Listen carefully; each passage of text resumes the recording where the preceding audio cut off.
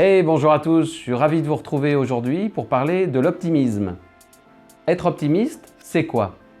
Ce n'est pas voir systématiquement la vie en rose, ou être déconnecté de la réalité, ou encore moins être négatif. Être optimiste, c'est une capacité psychologique qui va nous permettre de regarder la réalité également sous l'angle positif, de conserver notre confiance en nous et de ne pas altérer celle que nous avons envers les autres et envers le monde. C'est quoi le but? J'aurais presque envie de vous dire que c'est l'enjeu de votre vie, de votre bien-être psychologique. Être optimiste vous permettra de regarder le monde où tout est possible, tant en termes de relations que d'activités. Votre perception de la vie, de l'autre, n'est que votre propre représentation de la réalité, notamment par rapport à vos croyances. Ce n'est en aucun cas la réalité. Si vous changiez de lunettes pour voir votre réalité comme positive, alors où trouver ces lunettes magiques? Elles sont à l'intérieur de vous-même. Plutôt que de subir une situation qui semble vous imposer votre humeur, restez maître de votre choix, gardez la télécommande de votre vie. Si le pessimisme est d'humeur, l'optimisme est de volonté.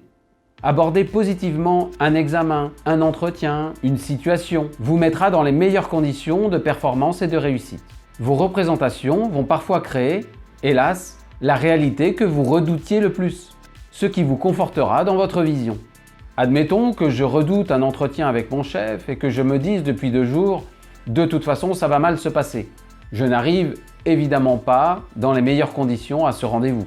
Supposons que cet entretien se passe réellement mal, vous en ressortirez en disant « bah oui, je le savais ». Et peut-être même que vous allez généraliser en disant « de toute façon, avec lui, c'est toujours comme ça ». Supposez maintenant que vous abordiez ce rendez-vous en vous disant « je vais faire de mon mieux pour que cet entretien soit agréable ». Vous arriverez dans un tout autre état d'esprit et vous n'êtes pas à l'abri d'une bonne surprise. Souvent, vous le verrez, l'envie de réussir créera cette réussite. Alors vous pourriez me dire, pas si facile à faire. Le premier petit pas que je vous propose à l'occasion d'une situation négative est de vous poser quelques minutes et de vous demander « et s'il y avait quelque chose de positif malgré tout dans cette situation, ce serait quoi ?»